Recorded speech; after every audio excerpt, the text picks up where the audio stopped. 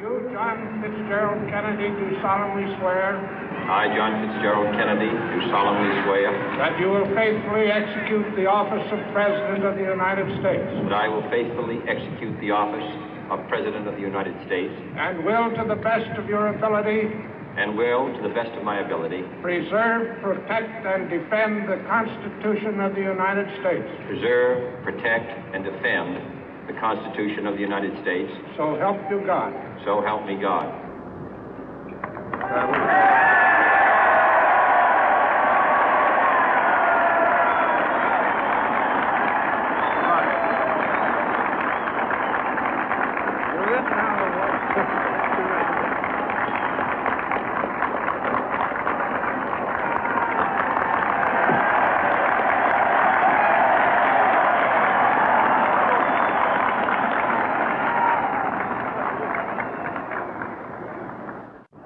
Vice President Johnson, Mr. Speaker, Mr. Chief Justice, President Eisenhower, Vice President Nixon, President Truman, Reverend clergy, fellow citizens.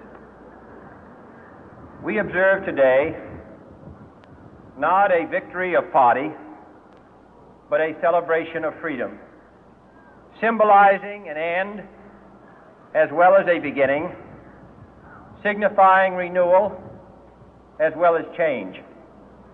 For I have sworn before you and Almighty God the same solemn oath our forebears prescribed nearly a century and 3/4 ago. The world is very different now, for man holds in his mortal hands the power to abolish all forms of human poverty and all forms of human life. And yet the same revolutionary beliefs for which our forebears fought are still at issue around the globe. The belief that the rights of man come not from the generosity of the state, but from the hand of God. We dare not forget today that we are the heirs of that first revolution. Let the word go forth from this time and place to friend and foe alike that the torch has been passed to a new generation of Americans born in this century, tempered by war, disciplined by a hard and bitter peace, proud of our ancient heritage, and unwilling to witness or permit the slow undoing of those human rights to which this nation has always been committed and to which we are committed today at home and around the world.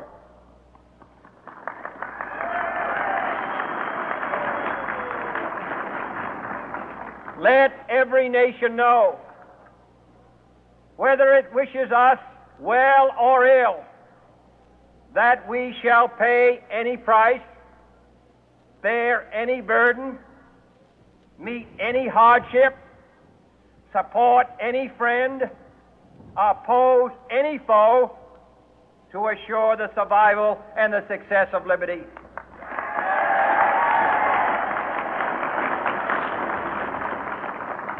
This much we pledge and more.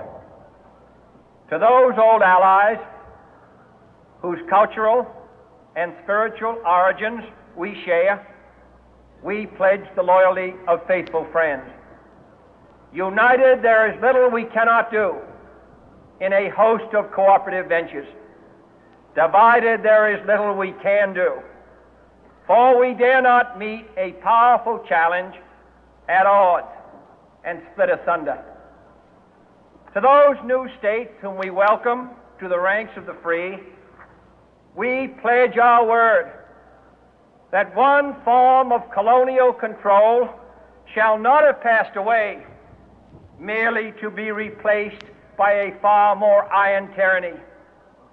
We shall not always expect to find them supporting our view, but we shall always hope to find them strongly supporting their own freedom, and to remember that in the past, those who foolishly sought power by riding the back of the tiger ended up inside.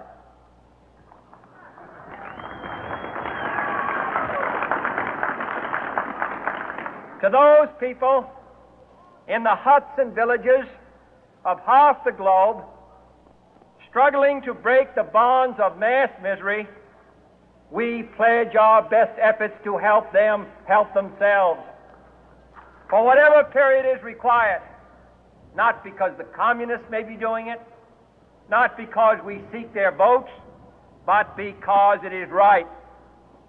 If a free society cannot help the many who are poor, it cannot save the few who are rich.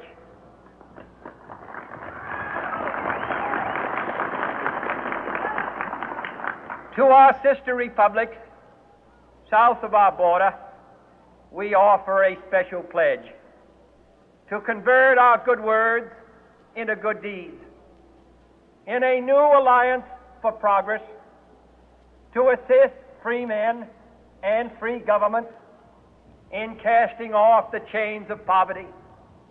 But this peaceful revolution of hope cannot become the prey of hostile powers.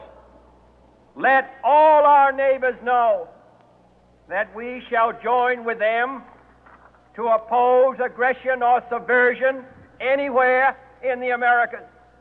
And let every other power know that this hemisphere intends to remain the master of its own house.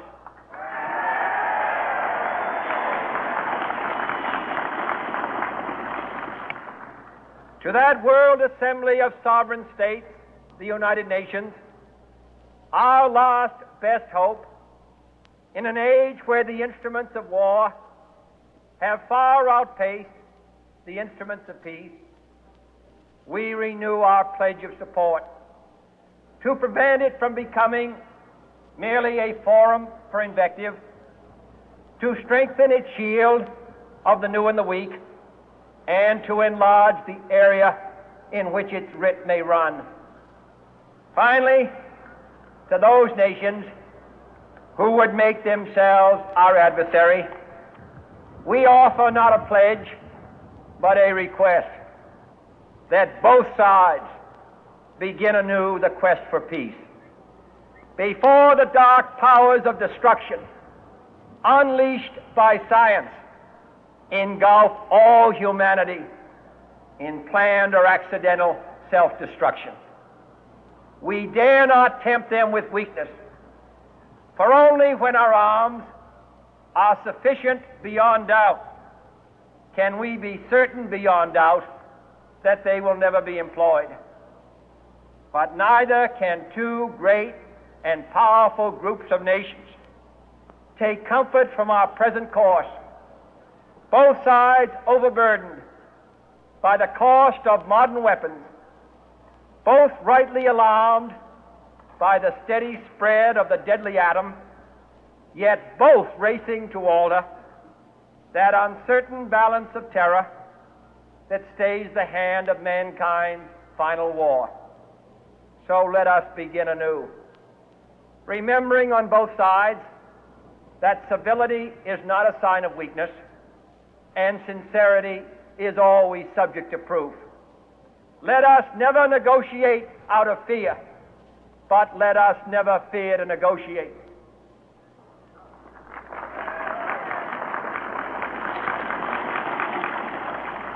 Let both sides explore what problems unite us, instead of belaboring those problems which divide us. Let both sides, for the first time, formulate serious and precise proposals for the inspection and control of arms, and bring the absolute power to destroy other nations under the absolute control of all nations.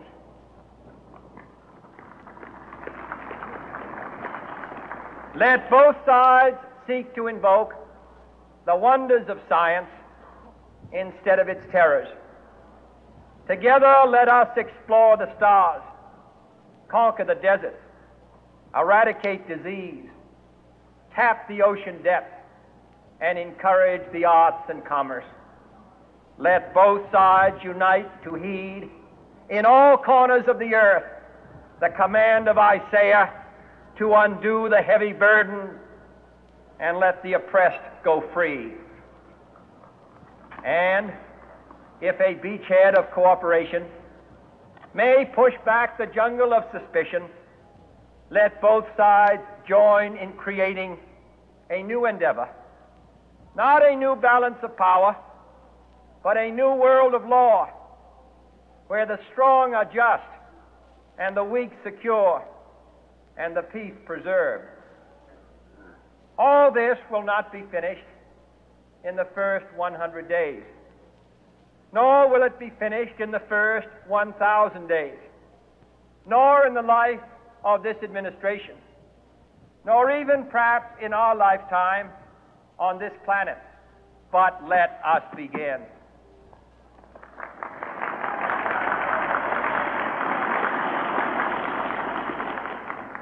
In your hands, my fellow citizens, more than mine, will rest the final success or failure of our course.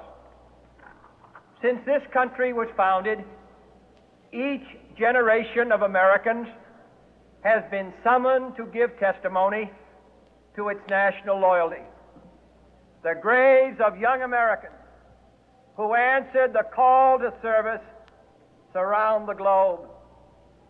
Now the trumpet summons us again, not as a call to bear arms, though arms we need, not as a call to battle, though in battle we are, but a call to bear the burden of a long twilight struggle, year in and year out, rejoicing in hope, patient in tribulation, a struggle against the common enemies of man, tyranny, poverty, disease, and war itself. Can we forge against these enemies a grand and global alliance, north and south, east and west, that can assure a more fruitful life for all mankind? Will you join in that historic effort?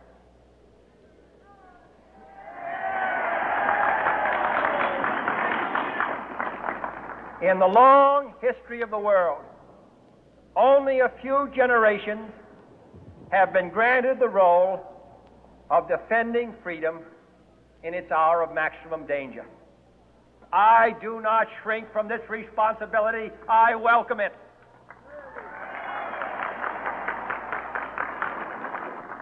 I do not believe that any of us would exchange places with any other people or any other generation.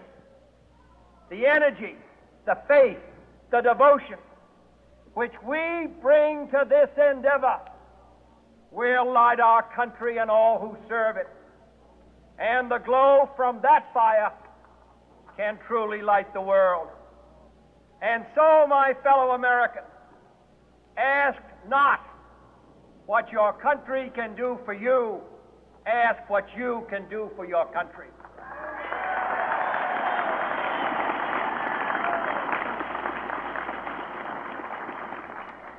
My fellow citizens of the world, ask not what America will do for you, but what together we can do for the freedom of man.